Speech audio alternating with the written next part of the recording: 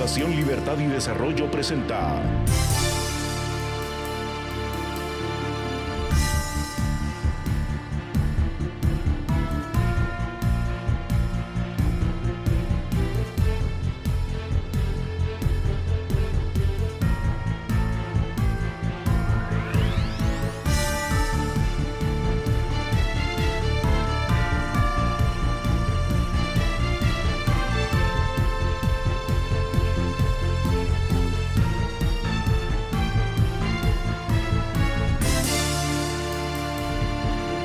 Razón de Estado con Dionisio Gutiérrez.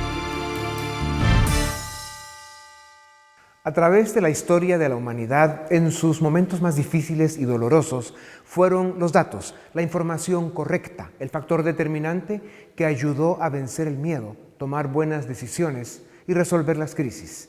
A estas alturas de la pandemia, podemos afirmar que ya hay suficientes datos que permiten al mundo enfrentarla de una manera que alivie la crisis de salud sin destruir el sustento económico en la vida de las personas. ¿Cuáles son esos datos? El COVID-19 es un virus nuevo, extremadamente contagioso y para el que todavía no hay medicina que lo neutralice ni vacuna que lo evite. Según biólogos, médicos y científicos de gran prestigio, el riesgo de muerte para la inmensa mayoría de seres humanos por el virus es mínimo o inexistente. Afirman también que más del 60% de los contagiados no presentan síntomas, que más del 80% de personas se curan del virus con facilidad y que el riesgo de una grave crisis de salud o incluso de muerte se da en personas mayores de 70 años con precondiciones serias y a las que no se les detecta el virus a tiempo.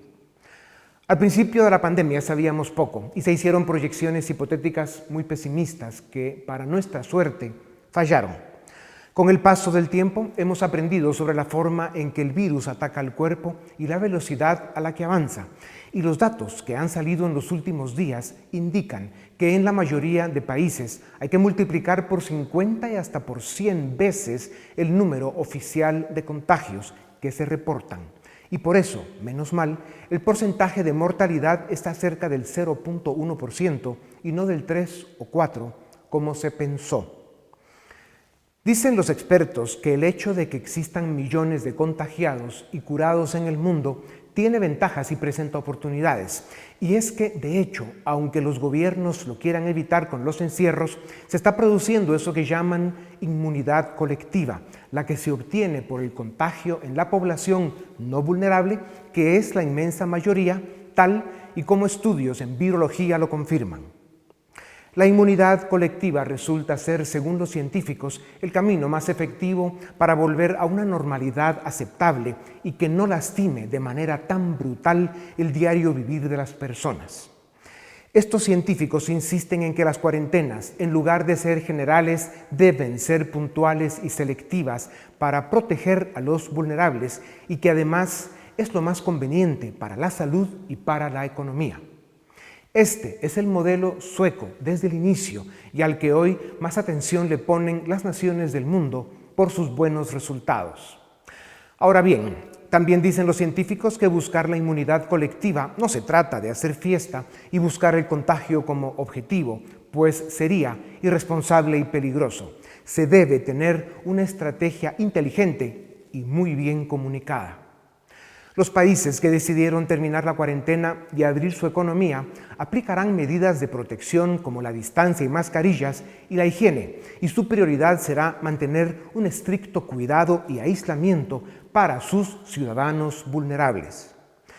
Doctores y especialistas en cuidados intensivos que llevan semanas enfrentando la crisis en la primera línea de fuego coinciden en que la clave para controlar el virus y no destruir la economía está en los testeos y el rastreo. Insisten en el constante chequeo preventivo de la temperatura y en especial la saturación de oxígeno. Estos exámenes caseros y accesibles permiten detectar el virus en las primeras horas y salvar vidas.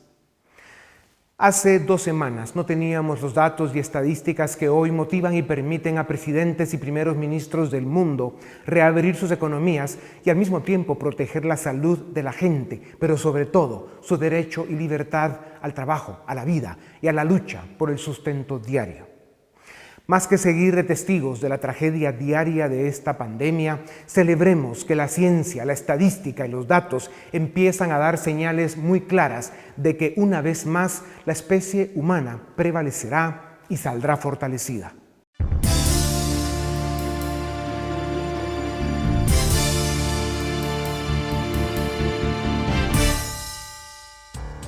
Con el paso de los días, el hoy famoso e infame coronavirus o COVID-19 enseña con más claridad sus características, sus números y las formas en que ha perseguido a la especie humana. Algunos de los datos que más han impactado en los últimos días indican que el número de contagiados en el mundo podría ser de 50 a 100 veces más de lo que reportan los datos oficiales, según el país. Que más del 60% habrían superado el virus sin síntoma alguno y que otro 20% habría tenido síntomas muy leves. También, la evidencia que sale con el paso de los días es que este virus, altamente contagioso, llegó al continente americano desde los primeros días del 2020 y por eso avanzó de forma exponencial en la población más activa y expuesta que, obviamente, son los jóvenes. Y por eso, tomó tiempo que sintiéramos los efectos devastadores que sí ha causado en los grupos de personas vulnerables, a quienes empezó a afectar en algún momento a finales de febrero. Con los nuevos datos y análisis disponibles, se empiezan a discutir e incluso a cuestionar temas como lo de la cuarentena total obligatoria, y se señala como una medida de supresión extrema. Conocidos y respetados expertos en medicina y economía coinciden cada día más en que debido a los altos costos humanos que impone la cuarentena por la pérdida de trabajos e ingresos, debe ser aplicada de forma temporal y excepcional, y que una vez se logre estabilizar el número de contagios, se dé paso a medidas más flexibles y basadas en la libertad y la responsabilidad personal. Para seguir navegando por esta tormenta, un grupo de expertos ofrecen un modelo al que llaman la pirámide de prevención. Esta pirámide tiene 4 pisos. El primer piso es el modo coronavirus de vivir. El segundo piso es la cuarentena voluntaria. El tercer piso es la cuarentena obligatoria. Y el cuarto piso es la cuarentena sanitaria obligatoria. ¿Qué significa cada uno? El primer piso, fundamental en la pirámide, es la prevención. Esto incluye el distanciamiento social de 2 metros, el lavado de manos constante y el uso de mascarillas fuera de la casa. Un tema que sigue en discusión, pero que quienes se sientan más seguros o tengan obligación, las deben usar. Esto es lo que se llama el modo coronavirus de vivir y nos acompañará hasta que el virus deje de ser una amenaza porque le perdimos el miedo. Nos inmunizamos por contagio o la medicina y la vacuna neutralizaron la pandemia. La implementación de estas medidas reduce la posibilidad de contagio por portadores asintomáticos, que pueden llegar a ser el 60% del total de contagiados. Es cierto que con el paso del tiempo, estos contagiados y curados serán la base del éxito para vencer la pandemia, pues simplemente ya no contagiarán a nadie. Pero, por el momento, juntarse en grupos para eventos sociales, fiestas, ceremonias religiosas o eventos deportivos no es lo más recomendable. El segundo piso, la cuarentena voluntaria, es una medida que deben seguir las personas de alto riesgo. Esto incluye a los mayores de 70 años, personas con problemas serios de salud o inmunocomprometidos. Este grupo debe hacer la cuarentena voluntaria para evitar el contagio y el riesgo de desarrollar un cuadro clínico grave o morir por el COVID-19. Aproximadamente el 80% de las víctimas mortales de este virus en todo el mundo pertenece a este grupo. Por eso, es importante, por el momento, y hasta que la medicina neutralice el virus, no llevar a los nietos a visitar a los abuelos para evitar contagiarlos. El tercer piso de la pirámide de prevención es la cuarentena total obligatoria, la cual solo funciona en la primera etapa cuando hace falta ganar tiempo para conocer mejor el virus y preparar hospitales. Esta medida es efectiva para disminuir la velocidad de contagio, pero la experiencia empieza a demostrar que, con el paso de las semanas, el contagio continúa y que lo importante será aplicar las medidas de protección. Los datos empiezan a enseñar que con el paso del tiempo, la cuarentena pierde efectividad.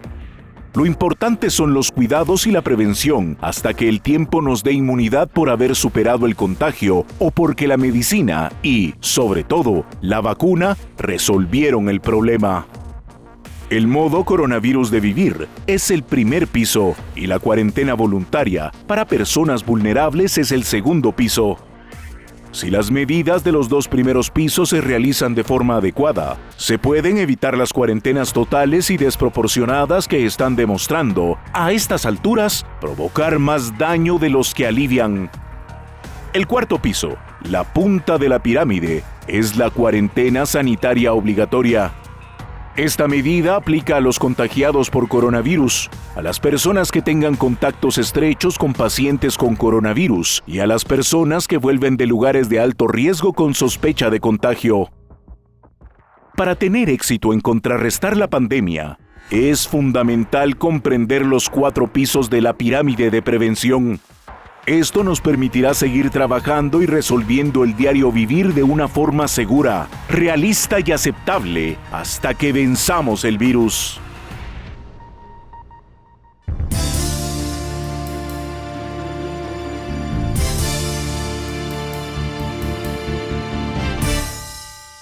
Bienvenidos, esto es Razón de Estado y tengo el gusto de presentarles al licenciado Julio Héctor Estrada. Él fue candidato presidencial por el partido Creo en las elecciones pasadas, le fue muy bien.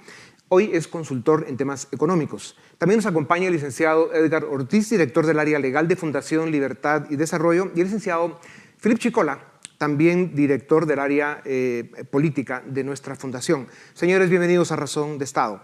Esta pandemia nos sigue enseñando que cambia sus datos, que cambia la forma en que funciona de una manera que nos enseña mucho cada día. Y en los últimos días se han venido confirmando muchos de estos datos e información que está empezando a hacer cambiar a muchos países su estrategia, a reforzar algunos que ya traían una estrategia más liberal o más abierta, y otros están empezando a ver que probablemente por la forma en que hemos enfrentado este virus, pues no ha sido la más efectiva para no destrozar el diario vivir y el sobrevivir de la gente con lo que está afectando a la economía del mundo.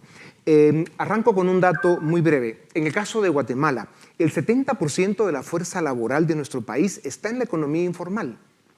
Ellos representan más o menos el 20% del Producto Interno Bruto.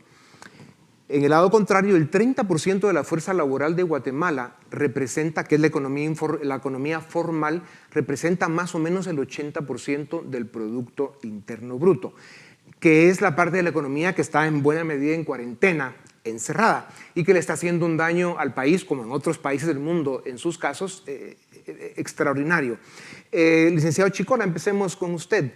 ¿Qué sentido tiene una cuarentena que se vaya volviendo interminable, que vaya manteniendo ese 80% del Producto Interno Bruto del país paralizado, el cual solo representa un 30% de la fuerza laboral, de cara a un país en el que su 70% de la fuerza laboral es la economía informal, ¿verdad? Que solo son el 20% del PIB y que, como estamos viendo, el encierro y la cuarentena es muy relativo cuando vemos mercados, todos los municipios y pueblos y ciudades del interior. Háblenos un poco del tema.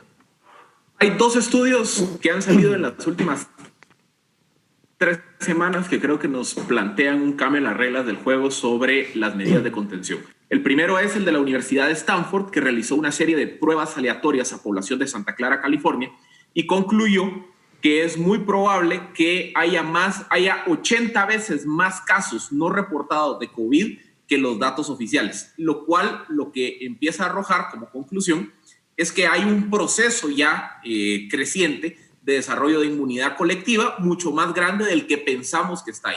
El segundo estudio es el de la Universidad de Yale, que básicamente concluye que los países en desarrollo, países como Guatemala, no pueden implementar las mismas medidas de supresión, de cierre absoluto, de suspensión de actividades laborales y económicas en su totalidad, porque el costo económico es demasiado y aparte genera un riesgo total para toda la actividad económica. Sumando los 2 estudios, lo que esto nos dice es que es momento de replantear replantearnos, uno, la estrategia para acceder a mayor inmunidad colectiva en menor tiempo, que creo que es la ruta más corta para ir deteniendo los efectos de la pandemia. Y número dos, que también tenemos que reconocer que una economía como la de Guatemala o de países en desarrollo no puede suspender actividades durante tanto tiempo porque sencillamente no se va a reactivar con la velocidad del caso y los costos asociados a esas medidas van a ser demasiado altos.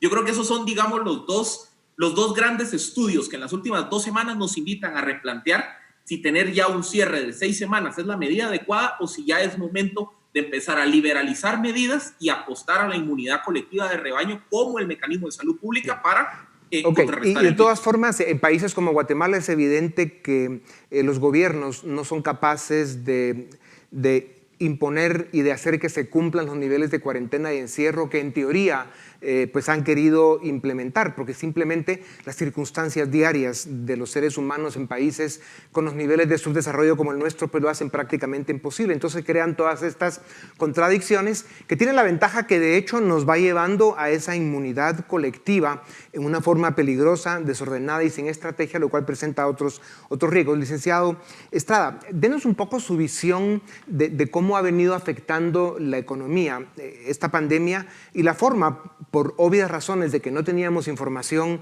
habían incluso proyecciones hipotéticas que han venido fallando en sus números de letalidad y los efectos que tenía en la salud este virus, y lo que estamos viendo en los últimos días es que realmente es un virus para el que el 60% de las personas lo pasan sin un solo síntoma o algo muy leve que ni se enteran, un 20% de esta que nos lleva al 80% con síntomas muy, muy leves, y luego sí hay un porcentaje que puede andar entre el 5% de la población que son los, digamos, vulnerables por edad o precondiciones médicas, que sí corren un riesgo, pero si los cuidamos bien no podemos destruir los países, sus economías y sobre todo los trabajos. ¿Cuál es su visión sobre el tema?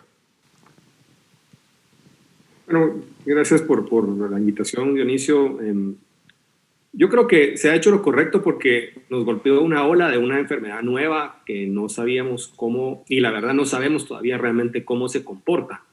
Como decía Philip, estamos aprendiendo cosas. Yo creo que hay cosas que son evidentes, que el virus es bastante más contagioso de lo que habíamos anticipado, como se da el ejemplo del estudio de la Universidad de Stanford en Santa Clara, California. Lo cual quiere decir que hay mucha más gente asintomática de lo que habíamos anticipado. O sea, también hay estudios en Italia de eso. El barco que quedó, el crucero que quedó enfrente de Japón también con 70-80% de asintomáticos. Y además que está bastante evidente que la gente abajo de 45 años, digamos, básicamente no es una enfermedad letal. Se mueve menos del 0.01%. Entonces es información que tenemos que incorporar. Lo que hemos estado tratando de hacer es evitar que el crecimiento de la enfermedad muy rápido desborde al sistema hospitalario, porque Guatemala, por su característica de edad y de población, tampoco iba a enfrentar una enfermedad tan letal, pero lo que no teníamos es la capacidad de atender suficiente gente si llegábamos a una cantidad de contagios que creo que son mayores de los que habíamos anticipado, pero que nos desborden el sistema hospitalario.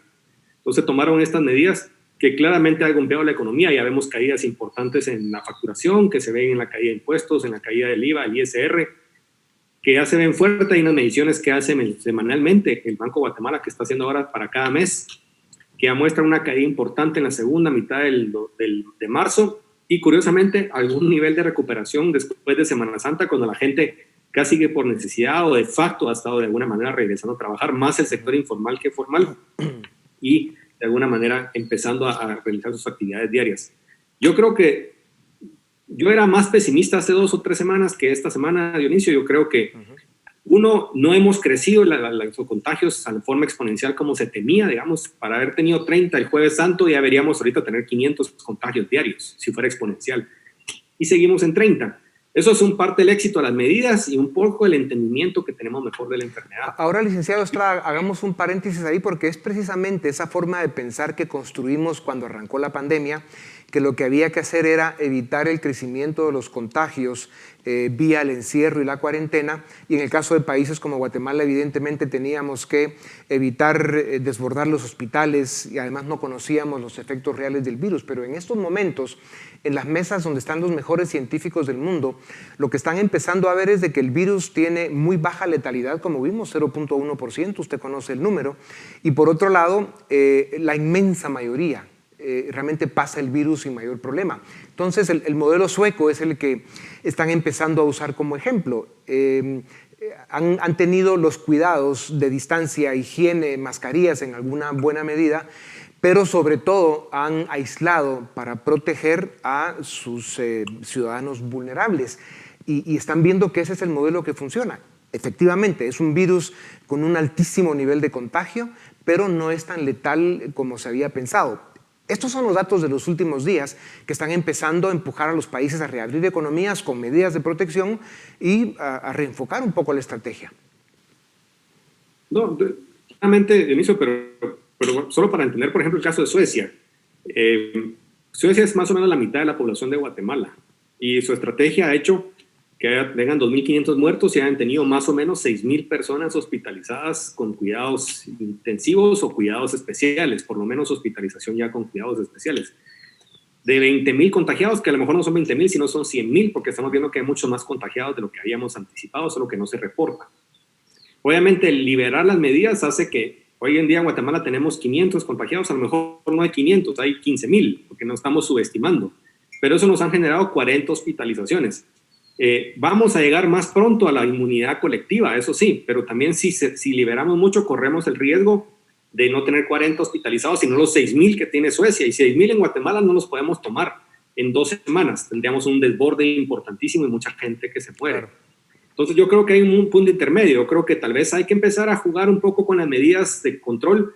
Yo creo que el solo hecho que la gente ande con mascarilla de manera universal, digamos, o cuasi universal, y el hecho que Guatemala no tiene aire acondicionado ni calefacción, son ambientes abiertos, tenemos mucho sol, hace que sea menos contagioso, nos permitiría empezar a tener medidas donde si nos estabilizamos en 50, 100 contagios diarios, eso nos garantiza que nuestra capacidad hospitalaria no se desborde. El problema que tenemos es que cuando quitamos medidas, los resultados los vemos 2 semanas más adelante, o 3.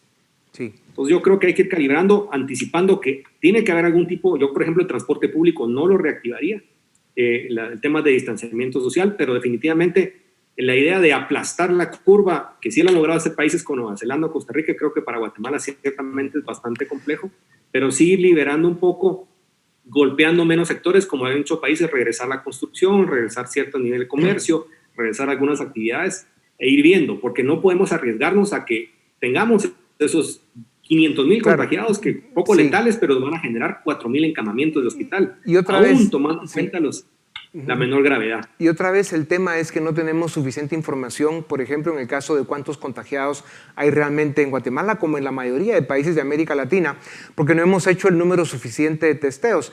Y ahí es donde se dan contradicciones, como por ejemplo en la ciudad capital al menos, y pasa también en alguna medida en las ciudades del interior, pues la gente que se puede mover, la gente que anda en carro.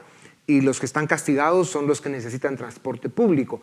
Hay países que ya están abriendo incluso el transporte público con una serie de medidas que por supuesto en Guatemala serían muy complejas. Decía Ortiz, hablemos un poco entonces de esos pasos que hay que ir dando para iniciar una apertura estratégica, ordenada, con muy alto nivel de protección y sobre todo tomando en cuenta a nuestros paisanos vulnerables. ¿Cómo se hace eso? Bueno, como decían antes, tanto Julio Héctor como Philip, partiendo del estudio Stanford y sabemos que hay más contagiados de los que pensábamos al principio, quiere decir que la tasa de letalidad es mucho más baja de la que anticipábamos, unas 20 o 30 veces más baja. También, al mismo tiempo, sabemos que los más vulnerables son quienes tienen alguna enfermedad crónica subyacente o los que tienen más de 70 años. Entonces, lo lógico sería abrir un poco las medidas, relajarlas, aislar a los vulnerables, protegerlos, ¿no?, para que no se expongan a la enfermedad. Y luego, algo que han hecho países como Corea del Sur, por ejemplo, que han superado el virus sin necesidad de lockdowns o encierros como los que hemos visto en otros países, pues lo que hay que, digamos, trabajar es esos superpropagadores de la enfermedad. Y ahí están, por ejemplo, espectáculos deportivos, ceremonias religiosas, que son lugares donde se concentra mucha gente y pueden ser foco de riesgo. Entonces, si nosotros limitamos esos focos de riesgo, limitamos ceremonias religiosas presenciales, limitamos espectáculos deportivos, no abrimos las escuelas tan pronto, porque ahí sí hay un riesgo de que el contagio se acumule en un periodo corto de tiempo, podemos comenzar a dar pasos adelante. No somos una economía, digamos, de la información y la tecnología para pensar que el teletrabajo vaya a ser la regla, pero en la medida de lo posible se puede mantener el teletrabajo en algunos casos que sea posible. Y luego quizás lo que tendríamos que estar pensando ahora mismo como país, más que cerrar, es relajar la actividad económica y más bien focalizar la ayuda a temas concretos. Pongo un ejemplo, probablemente ampliar un poco la cobertura al transporte público para que la gente no esté tan hacinada. Y número 2, por ejemplo, trabajar en protocolos de distanciamiento social en los mercados, quizás dibujar algunos recuadros para recordar a la gente a qué distancia tiene que hacer la cola, o quizás instalar un poco de acceso a agua potable en lugares en los cuales no los hay para que haya un lavado de manos constante. Y yo creo que con esas medidas focalizadas, con la protección a los mayores y con algún apoyo en temas sanitarios, podemos dar pasos adelante muy importantes sin estrangular nuestra economía, porque hay que recordar una cosa y con esto termino. Somos un país pobre en el que la mitad de nuestros niños sufren de desnutrición crónica. Si nosotros paralizamos mucho la actividad económica, corremos el riesgo de generar problemas de salud adicionales que pueden ser mucho peores y mucho más letales que el propio. De hecho, los hospitales están dedicados, no solo en Guatemala, en el mundo, al tema de la pandemia y se han abandonado otra serie de temas de salud que están por ahí en suspenso. Nos quedan 2 minutos y medio, 3, y quiero que sean muy breves. Licenciado Chicola, Anders Tegnell, que es el epidemiólogo en jefe de Estocolmo y diseñador del modelo sueco para enfrentar la pandemia, dijo esta semana que calcula que el 25% de los suecos ya tienen inmunidad porque fueron contagiados y lograron lo que llamamos inmunidad colectiva, y calcula que el 30% de todo el personal médico en los hospitales también ya tiene inmunidad porque pasó el contagio. Y afirma que en pocas semanas todo Estocolmo tendrá inmunidad a través de un proceso controlado que es básicamente con medidas de protección pero sin cerrar la economía, y entonces está logrando eso que mencionaba el licenciado Estrada, con una estrategia inteligente que va a lograr los niveles de inmunidad. Insisto, en Guatemala es muy probable que de hecho esto esté sucediendo, una población mayoritariamente joven que no hemos sido estrictos en todos los cuidados de distancia y encierro. El problema es que no tenemos información. Pero digamos, si el instinto y los datos que tenemos ya de otros países del mundo nos indican que la velocidad del contagio ha logrado esos niveles de inmunidad colectiva, ¿qué se puede esperar para Guatemala? Bueno, yo creería que lo que estamos viendo, porque el estudio de Stanford ya se replicó en Nueva York, en Boston y en Miami, y en términos generales ha arrojado similares resultados. Es decir, hay un estimado que entre un 20 o un 30% de la población podría ya tener los anticuerpos de la enfermedad. Esto creo que también es una invitación a que pensemos afuera de la caja, que pensemos también la posibilidad de flexibilizar medidas, siempre guardando controles sanitarios, para, digamos, acelerar ese proceso de adquirir inmunidad colectiva. Ya el licenciado Ortiz esbozaba algunas recomendaciones. Creo que hay otras recomendaciones que también se pueden incorporar para, digamos... Denos una, la más importante. Yo creo que las empresas, haría 2. Una muy concreta es el escalonamiento de horarios. Por ejemplo, el sector público podría iniciar actividades a partir de las 9 de la mañana y tal vez un sector con alto concentración de trabajadores, pensemos en el sector bancario financiero, podría iniciar a las 9, 10 de la mañana su jornada y el resto de la economía perfecto. A las 7 y 8. Licenciado Estrada, perdón, Lic Chicola. Licenciado Estrada, nos quedan pocos segundos, pero cada día coinciden más los científicos que por las buenas o las malas, el 70-80% de habitantes del planeta vamos a parar contagiados con el virus. Eso es lo que la historia de las pandemias nos indica. La naturaleza es química, biología y física, y más que pelear en contra de ella debemos adaptarnos. Entonces, queda cada día más claro que lo que debemos diseñar es una estrategia inteligente que nos vaya permitiendo alcanzar esa inmunidad colectiva que solo se consigue a través de un contagio controlado, inteligente, o a través de una vacuna de la que se especula que no la tendremos presente en los próximos 18 o 24 meses. Comentario final. Yo creo que lo más importante es que sí hay ese momento de repensar. Hay que fijar unas fechas y empezar a mandar mensajes de que se va a empezar a hacer cosas diferentes. Es importantísimo evitar un abre y cierra. No vamos a abrir ahora y de repente nos asustamos y cerramos y luego abrimos otra vez y cerramos, porque lo que necesitamos también para recuperar el consumo y recuperar la inversión es una señal clara de que estamos atravesando y que estamos fijándonos en una dirección. Por eso, baby steps, modificar algunos temas, fijar un calendario donde la gente vea un horizonte. Yo sé que es bonito estar diciendo cada semana que vamos a ver qué hacemos, pero creo que ya es el momento de fijar un plan de unos 2 meses donde la gente sepa que, de acuerdo a algunos indicadores de más contagios y de algunas reacciones, vamos a estar tomando decisiones y que la gente comparta y sepa hacia dónde va la economía, hacia dónde va su consumo, y podamos empezar a afectar menos la economía, porque eso también cuesta vidas, sin arriesgar tener un colapso del sistema de salud. Ya. Muchas gracias, licenciado. Señores, gracias por su tiempo. Se nos acabó, lamentablemente. Aquí pasa muy rápido. A ustedes también gracias por acompañarnos una vez más. Esto es Razón de Estado.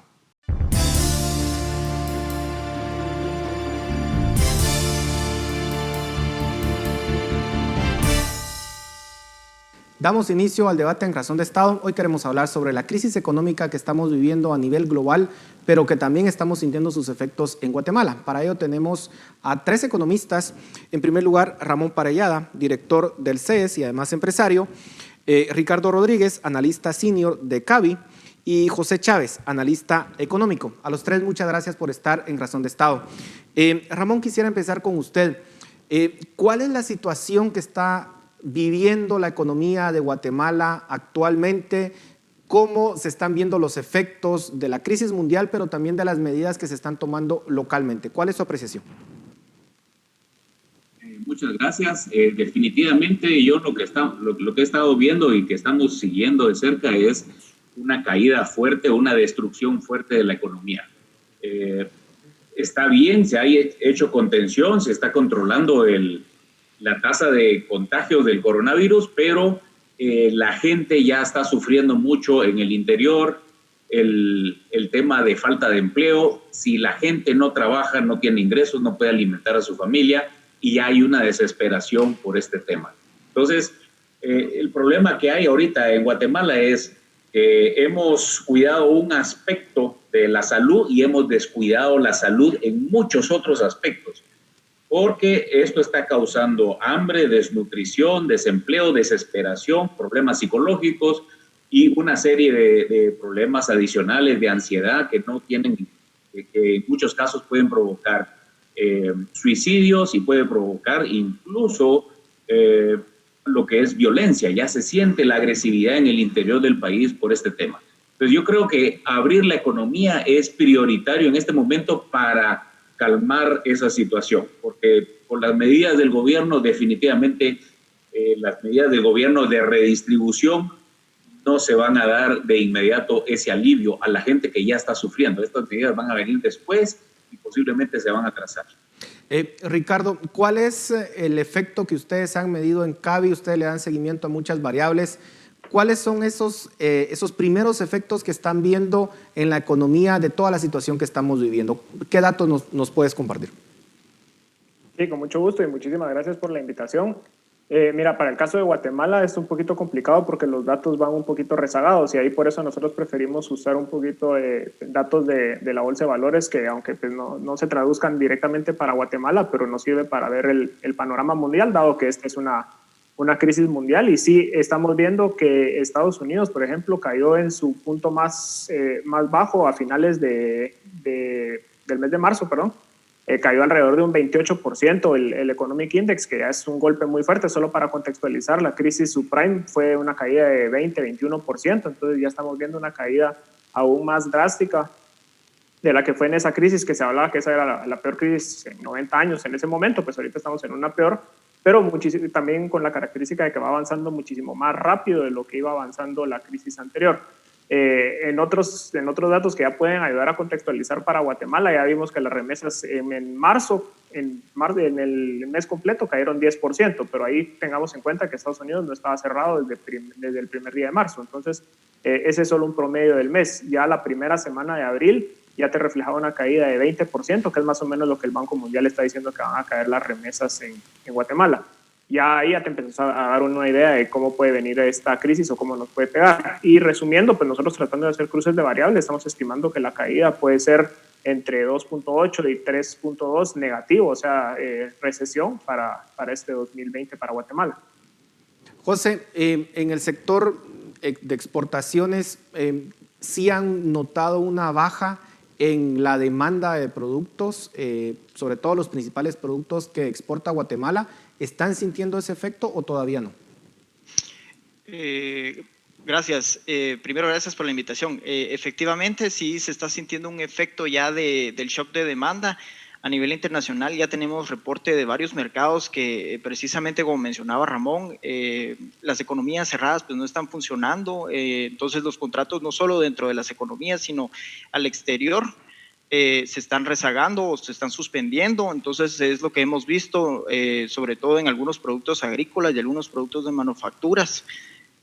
Sí tenemos productos también como de vestuario donde tenemos contratos rezagados o suspendidos, que muy probablemente estos efectos ya se están viendo o se están negociando para el siguiente año. Es decir, vemos que esta crisis no se va a quedar solo en 2020, sino que se puede trasladar de cierta manera para ciertos sectores a 2021. Entonces, aquí tenemos que considerar muchas cosas porque realmente la crisis se está subdimensionando a nivel internacional, pues sí nos está pegando bastante.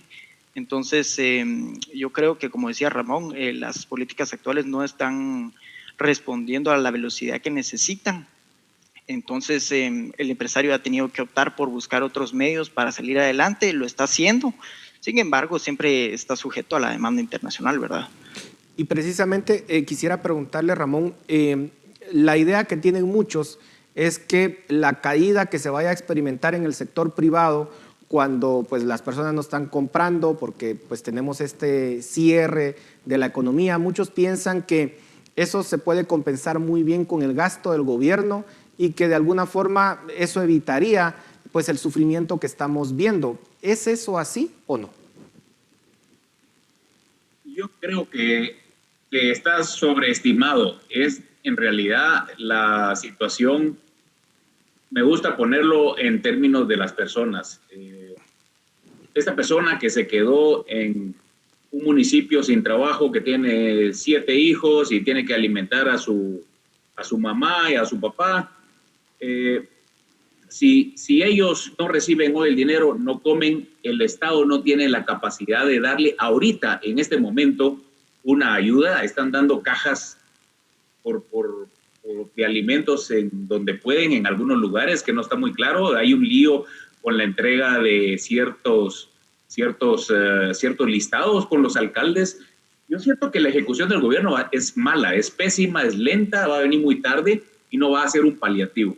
La mejor forma de poder resolver eso es que esa persona siga trabajando, que no hubiera tenido que ser despedida, que no se hubiera parado su empleo. Al final de cuentas, esa es, digamos, un complemento de otras medidas que se podían haber tomado sin haber paralizado la economía.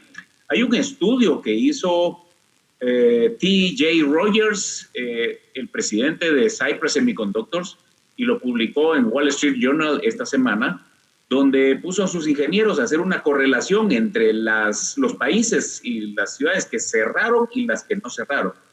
Y no encontró correlación alguna. El índice de correlación fue de 5%, lo cual es que no hay una correlación ni positiva.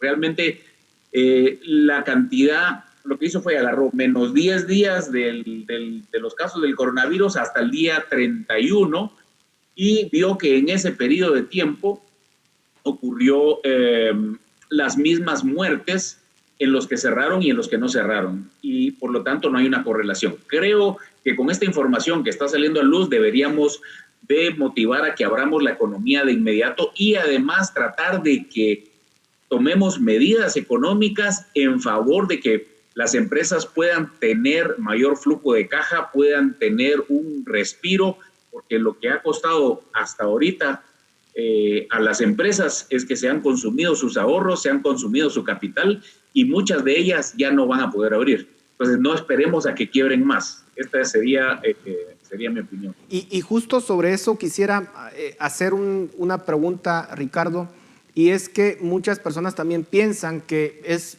tan fácil como cerrar la economía durante un mes, 2 meses, 3 meses, lo que sea, y que luego cuando se abre la economía básicamente se va a volver a la situación anterior. Se piensa que las empresas no van a quebrar, que las empresas van a poder reiniciar operaciones como si nada.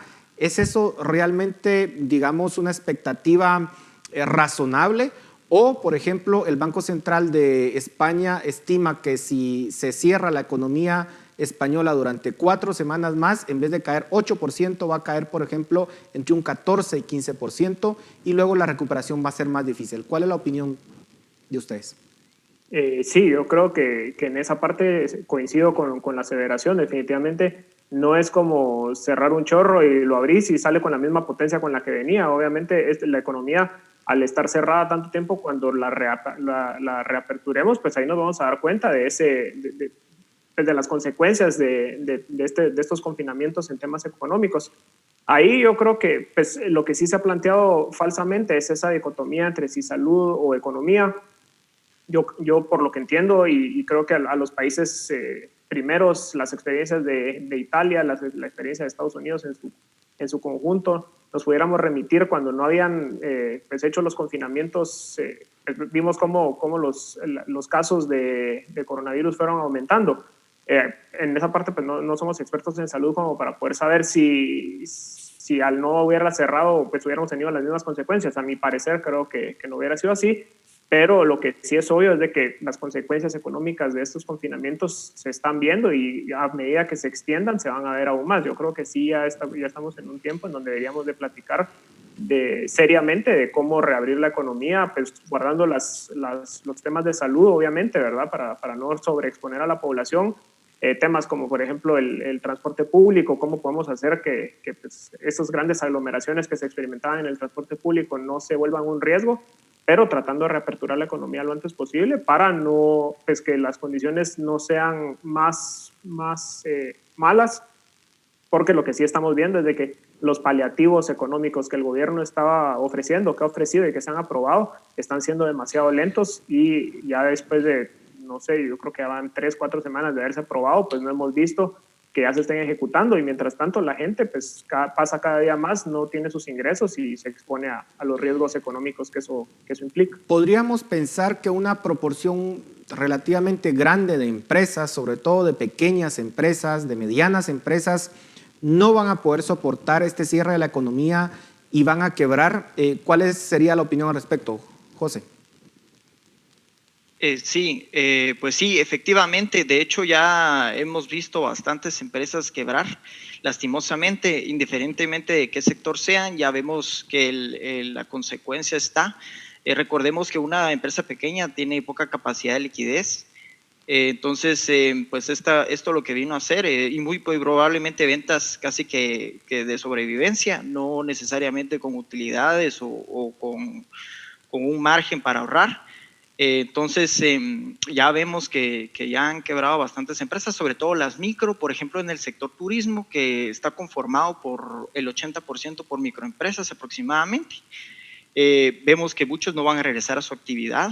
En otras líneas de producción, lo mismo. En alimentos se está viendo que las pequeñas empresas de alimento, todo lo que va a Orecas, por ejemplo, todo eso está muerto ahorita.